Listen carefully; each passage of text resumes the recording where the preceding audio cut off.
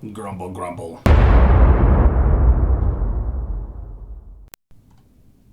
Hey everyone, it's the Grumpy Meeple. Welcome to my new recurring video series that I am tentatively calling The Weekly Grump. This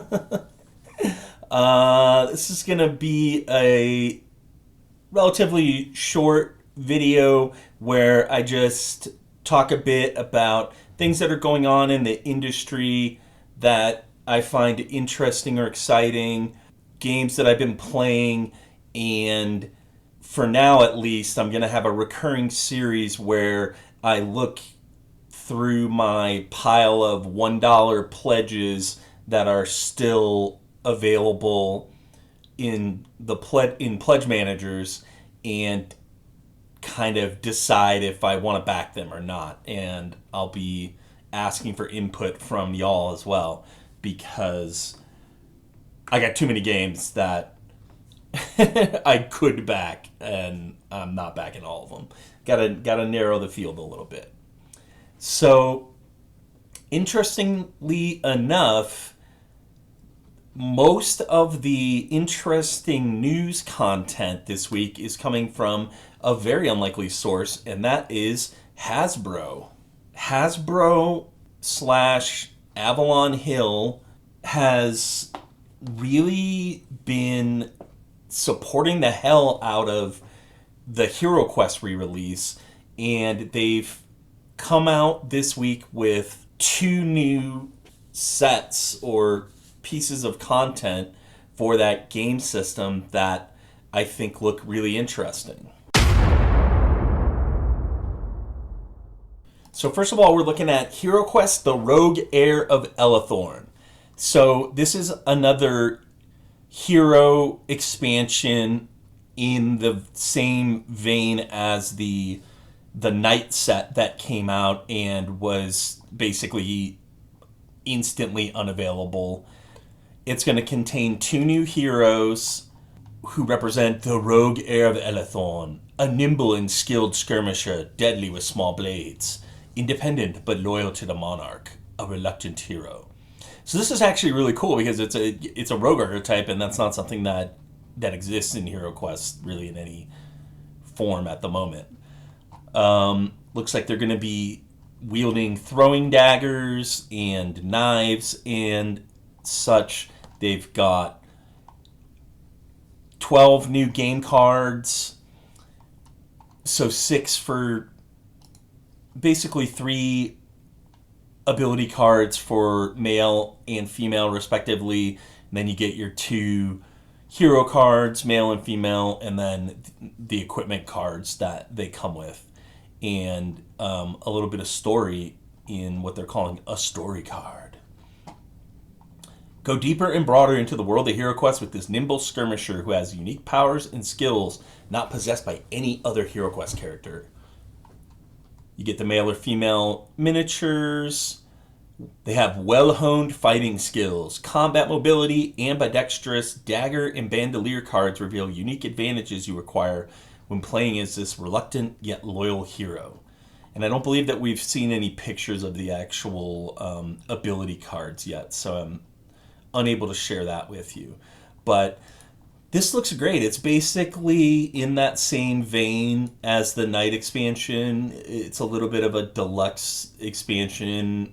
You know, the box is a little fancier than normal, and it comes with like this cool insert where it kind of it looks like it's a communication like from the world of HeroQuest that's like tasking the rogue to go go forth and save the kingdom. They've got it listed as being available to ship on December 1st, 2022, and this is available for pre-order right now on Hasbro Pulse and a variety of other sites as well. I pre-ordered a copy through Amazon. I'll probably also pre-order one through Hasbro Pulse just to make sure that I actually get one, because if you want this, if you're even remotely interested in this, you better pre-order it, because these things do not have a long shelf life. At least that initial set didn't, and I think you'd be foolish to imagine that for some reason this one is going to be massively available. There's really nothing to indicate that. So I would back this or pre-order this if you are interested in picking it up. But that's not all the goodness that is coming from Avalon Hill for Heroquest. They also announced the Mage of the Mirror quest pack, and this is really amazing. They are really killing it with these expansions. Man, they obviously know what they've got their hands on, because what they've been doing is, the initial launch was the base game and the two original campaigns expansions that came out, Keller's Keep and the Return of the Witch Lord. And they followed that up with the Frozen Horror, which was not widely available back in the day, and has long been kind of a highly valuable, and I'm talking about like $500, $1,000 on eBay for a sealed copy, beloved expansion to this game system. And the Mage of the Mirror is, if anything, even rarer. So they are just cranking out these old, incredibly hard to find expansions.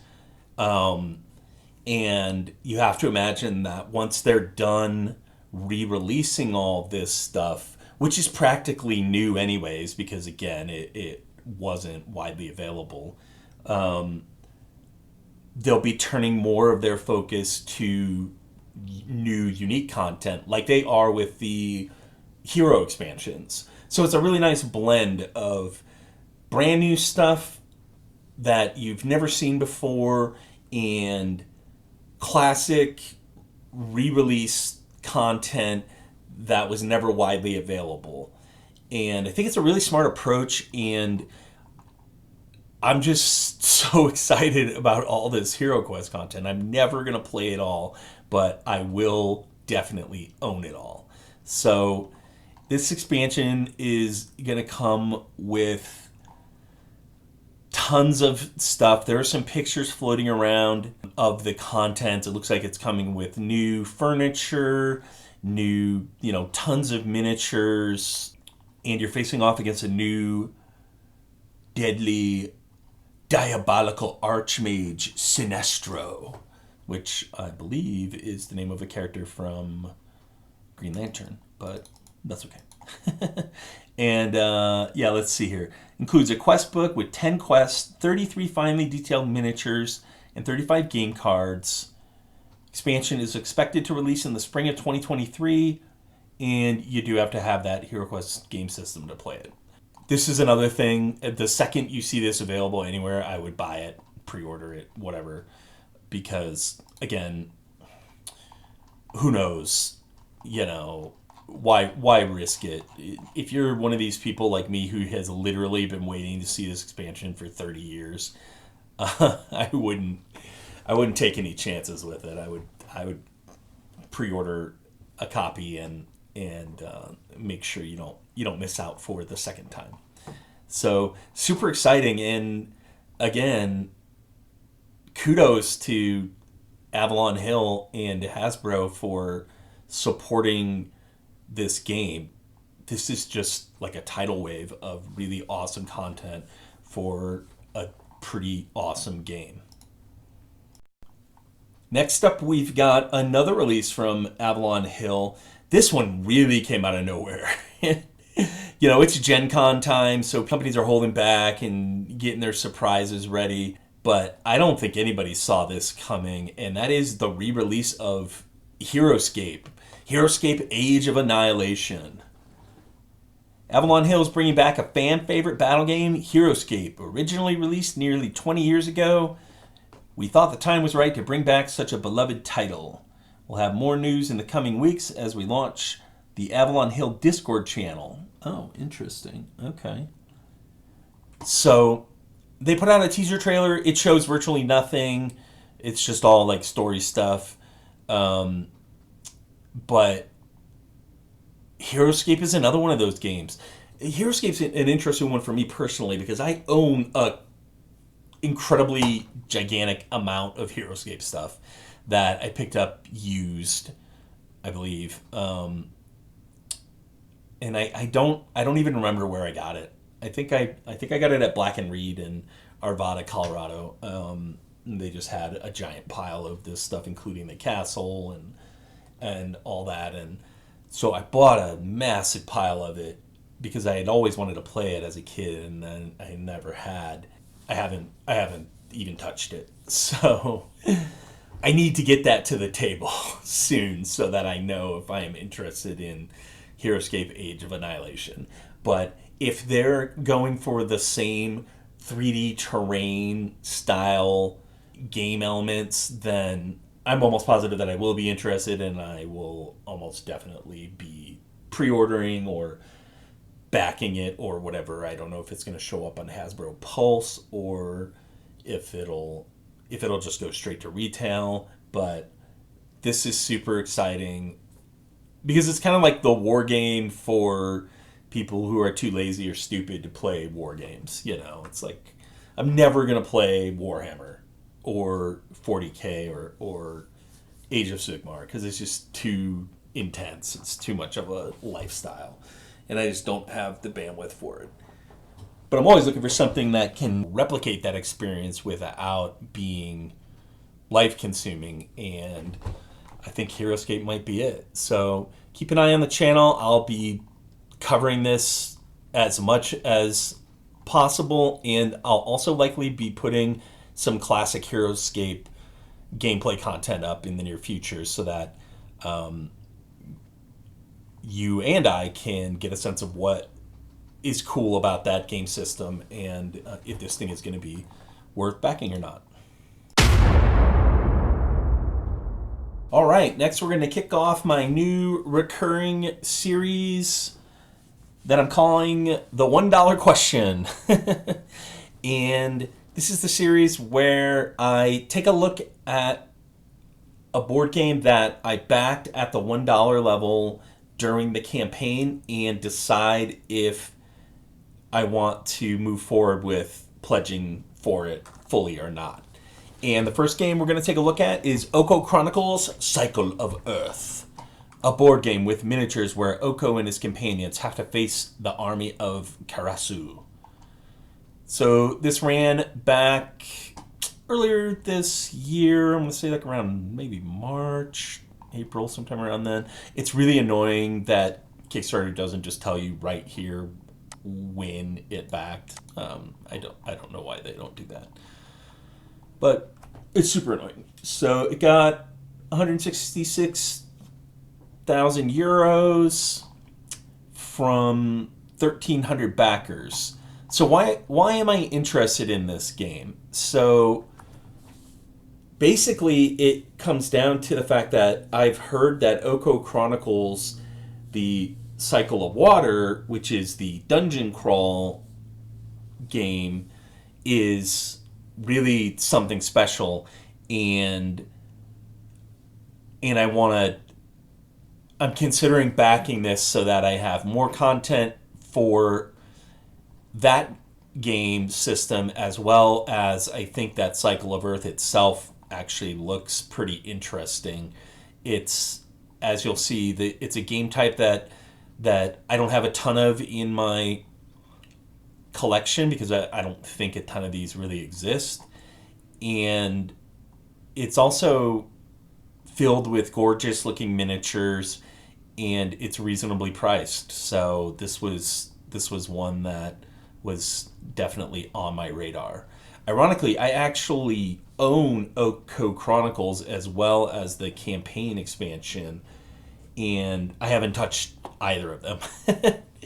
My intention was to play them extensively prior to finalizing my pledge for this game, but it's been a while, and I don't know when the pledge manager is going to close or if the prices are going to change, and so if I'm going to back this thing, I need to back it soon. So let's take a look at what we got here.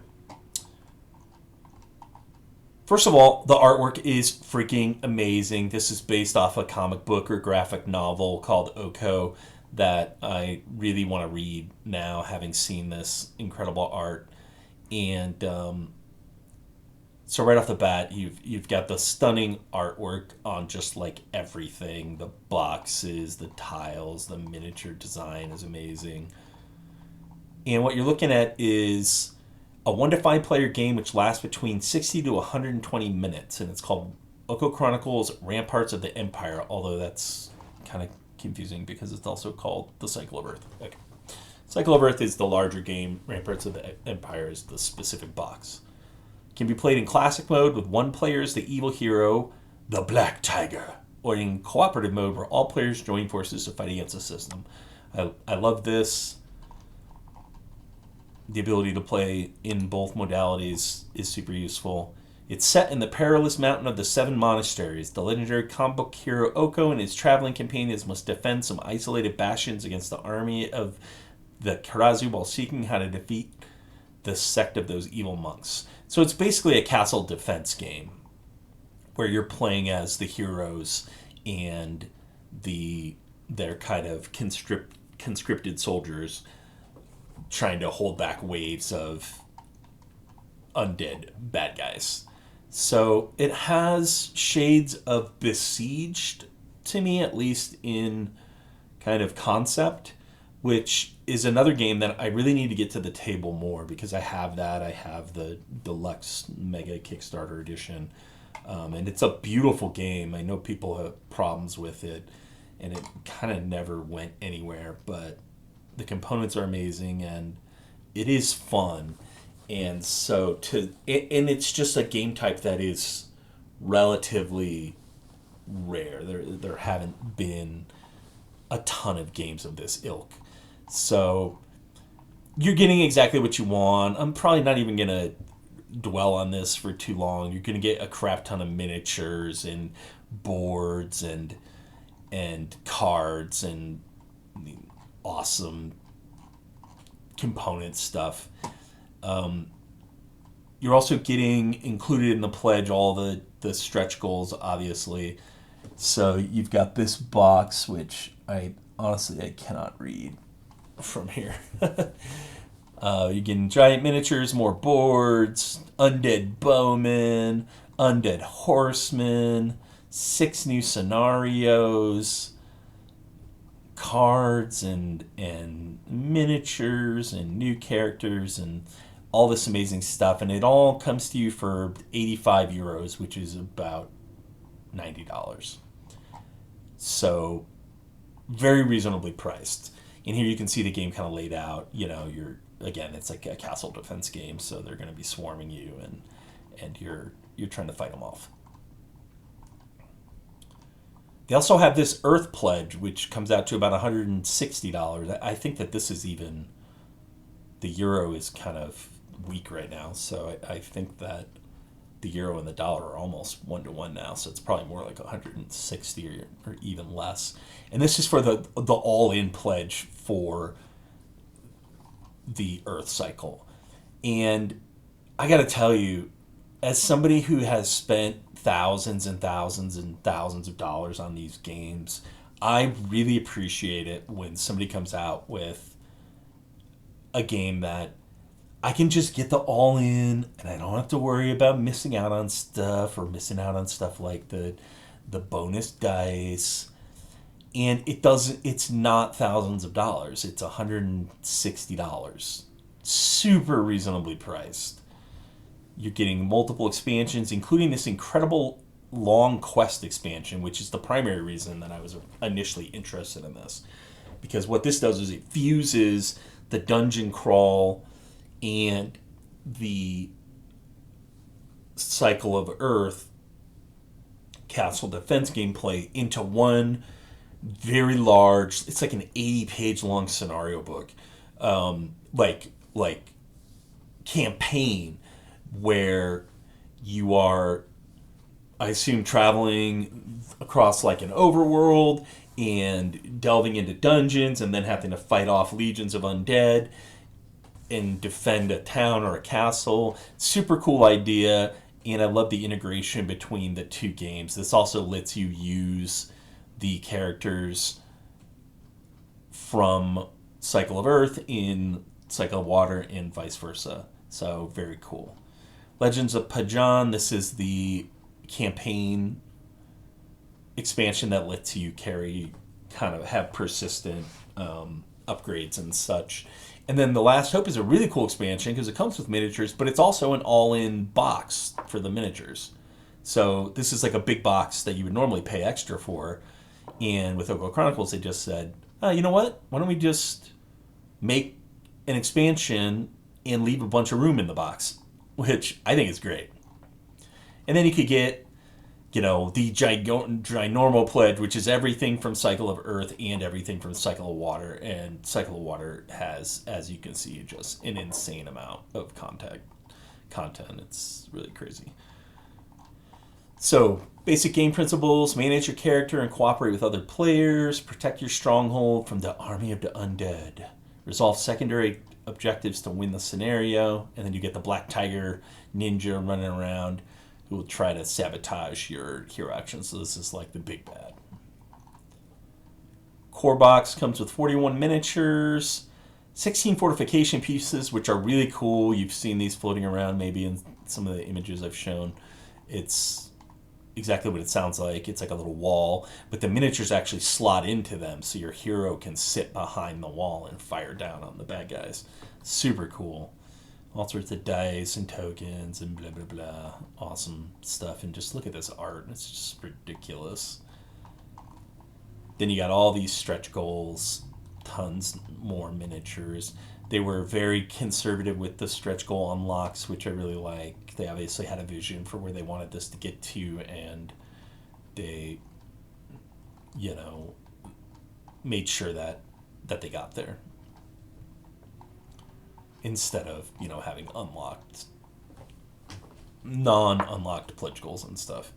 And then you've got the various expansions. Like I said, this one is the big box and comes with this awesome miniature and some cards and more terrain and stuff.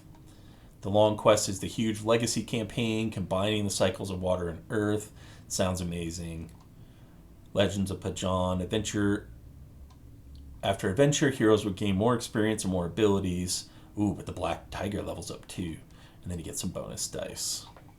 So, very, very cool looking, unique game from a company that has a lot of cred. Red Joker has just an incredible amount of cred in terms of their miniature quality and whatnot. And Okko Chronicles is very, very well received. And that's why I was so interested in picking it up in the first place. I just need to get it to the table. I just have too many games.